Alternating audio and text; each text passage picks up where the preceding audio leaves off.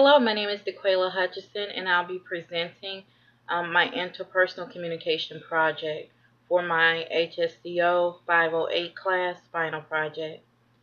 Title page, Interpersonal Communication Project. Next slide.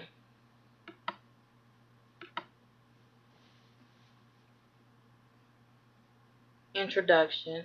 What is interpersonal communication?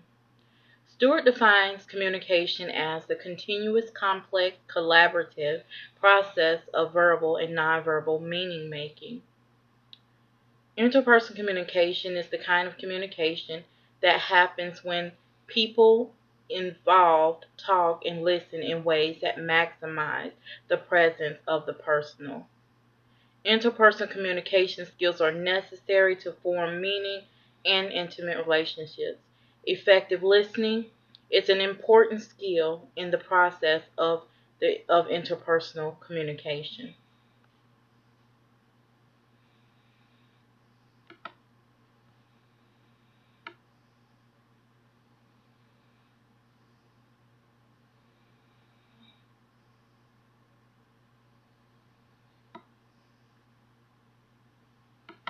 Next slide.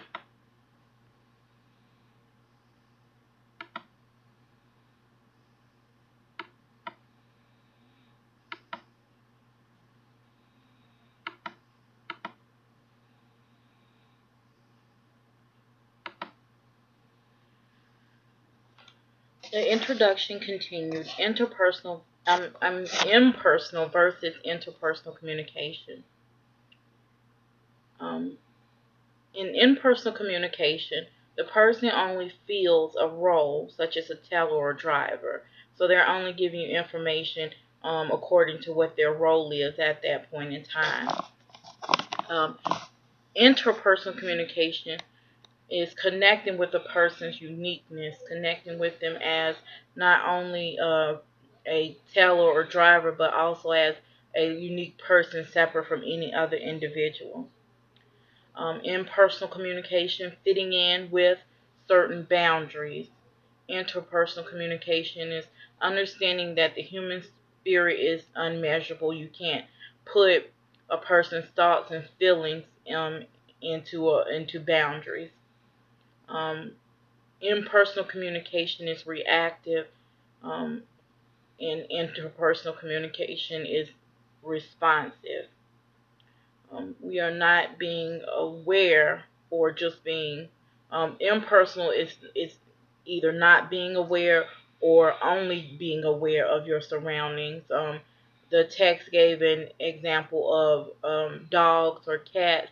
They are aware of their surroundings, but they are not aware of their awareness. They don't know that they're aware. They don't reflect on their history or their past. Level 1 communication is under the impersonal communication, and level 1 communication gives and receives information and discusses points of view. Interpersonal communication is level 1, and it goes beyond level 1 to a deeper understanding, developing trust, intimacy, and personal sharing.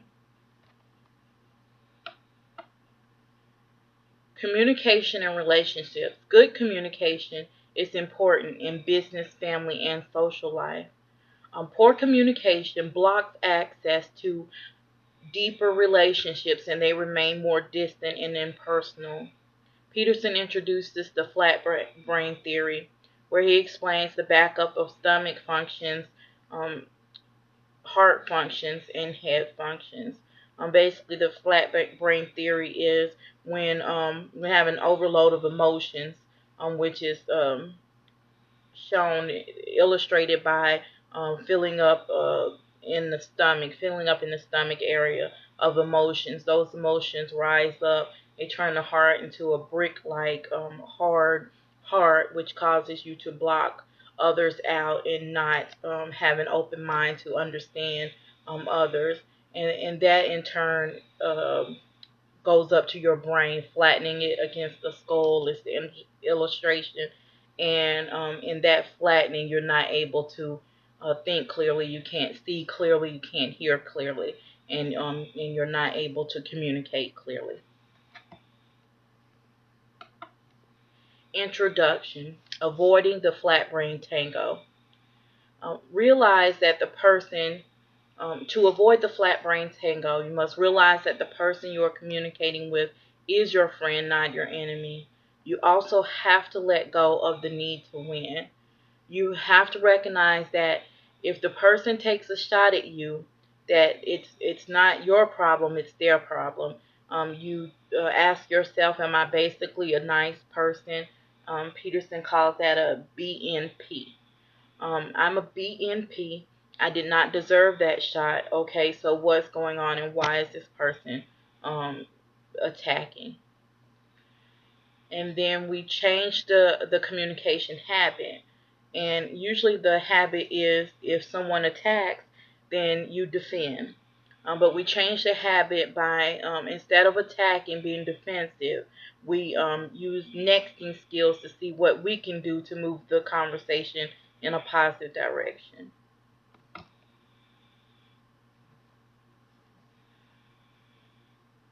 Listening defined. The definition of listening, according to Burley Allen, listening is taking in information from speakers, other people, or ourselves while remaining non judgmental and empathetic, acknowledging the talker in a way that invites the communication to continue, and providing limited but encouraging input to the talker's response, carrying the person's idea one step forward.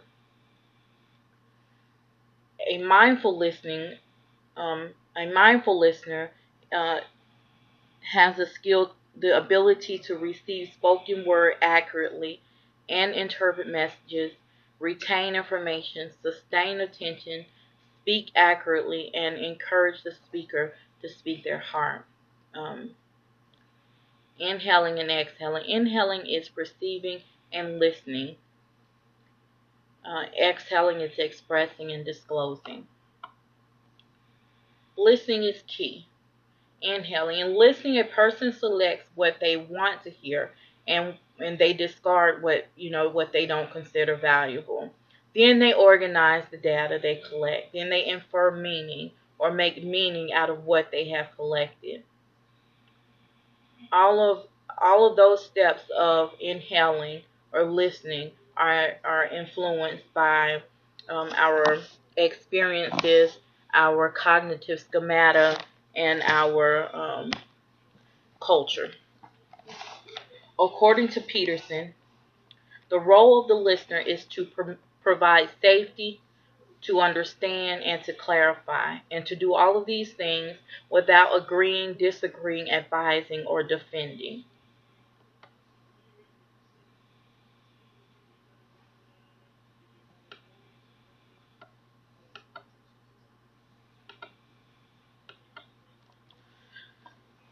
My overall arching goal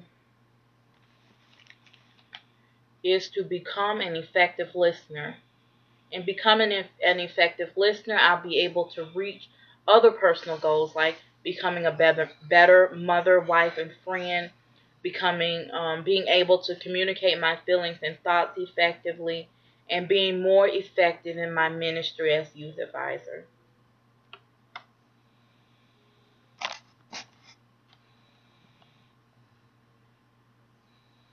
How listening will help me become a better wife, mother, and friend. Learning new skills such as being a mindful listener will help me build a closer relationship with my family and friends.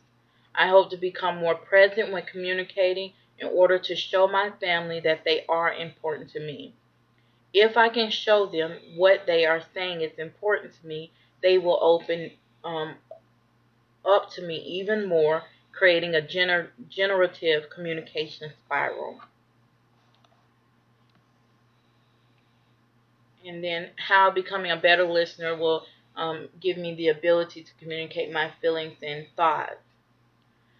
Self-disclosure is a difficult task for me. I am uncomfortable being vulnerable, and I try my best to stay in control. I have learned that as a talker, I need to be able to share my feelings and share my thoughts, feelings and thoughts separately and in balance, without accusing, attacking, labeling, or judging. Being able to use these skills in communication will help convey what I'm trying to say clearly.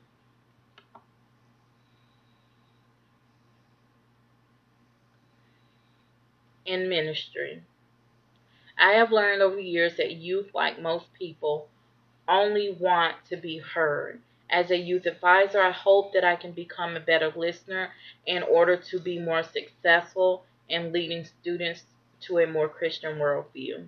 Adults who are skilled in empathetic listening are able to remove barriers that often position elders and youth in opposing camps. By listening to our youth, we are able to build their self-esteem and affirm their worth.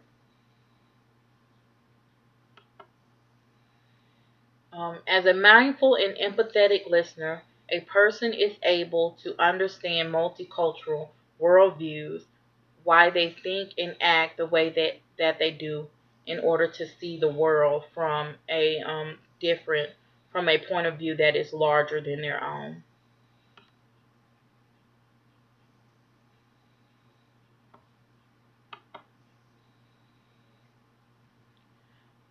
My background: I'm an African American female, obviously.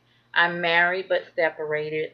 I have 3 children. I have a bachelor's degree from Liberty. I am a youth advisor at my church, and I am very close to my family. Or temperament. Model of human behavior. The DISC model of human behavior was first introduced by William Marston in 1928. So it's not a new model, but it was the first. Dr. Carbonell designed the first combination personality and faith-based profile, and, um, which is the DISC model that we see here in the slide, and that is a graphic showing, the DISC model. High D meaning driving, and doer meaning uh, the high I's, inspiring, interesting, and interactive. The C's, cautious, competent, and careful, and the S is supportive, steady, and stable. My personality blend was the CS blend, and basically that person is competent and submissive, supportive, careful, cautious, and I feel like that is an accurate assessment of who I am.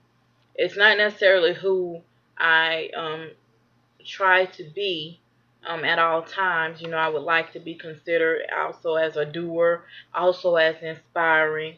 But I have learned that with my personality blend, my behavioral blend, I do have positives that can help me be a leader, even though, I originally thought that leaders would have different qualities.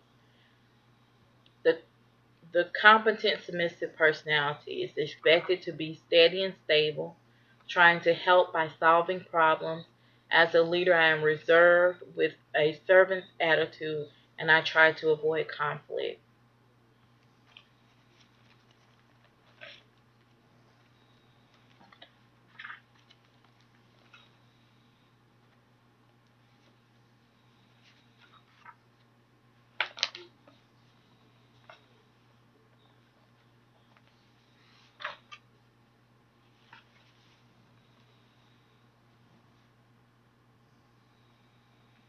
Next slide. How my background and behavioral blend influenced my conversation. My background as a youth advisor and mother of 3 helped me understand patience in dealing with youth and children. It also taught me to multitask, which caused me to lose some of the personal connection in my conversation. I found that learning to multitask mean that I was not such a mindful listener. I was, basically a mindless listener. I heard people talking to me, but I don't know if I was able to retain all the information that was said because I was focused on, other things that was going on in my head, internal noise pollution. My behavioral blend has helped me to be stable and reliable. As a youth advisor, students need me to be consistent with them. My behavioral blend also identifies that I tend to be more open-minded. This helps me to be able to listen to my youth students without judging or condemning. That doesn't mean that I don't ever judge or condemn, or that I don't ever, make that mistake of judging, but it means that I have my behavioral blend says I have a tendency not to judge. Sometimes I have to be reminded that I have to remind myself not to judge, even though I have that tendency. My behavioral blend identified that I like to avoid confrontation and offer solutions to people's problems. This affects my conversation negatively because sometimes I'm in a hurry to fix a situation. I don't give the person a chance to come up with a resolution on their own. That hinders the student's chance to come up with a resolution. That hinders the student and avoids the opportunity to build their self-confidence. So, allowing the student to come up with their own resolution, or allowing a person to come up with their own resolution, helps build confidence. And I have to remind myself of that opportunity, and suppress the desire to fix problems, because not having a solution sometimes makes me uncomfortable. Potential barriers in my interpersonal context: inability to self-disclose, flat brain syndrome, listening to respond, and fatigue and stress. Resolutions for those barriers: I will remind myself that self-disclosure focuses on the present and not the past. Self-disclosure is necessary to form healthy relationships. Recognize an attack and divert from the usual defensiveness. I will remind myself the option to opt out of the flat brain tango by letting go of the need to win, and take turns listening and speaking. When possible, use the talker listener card to remind each person of their role, and take time to rest, reflect, and pray. And those are my references. That's the end of my interpersonal communication project. Thank you.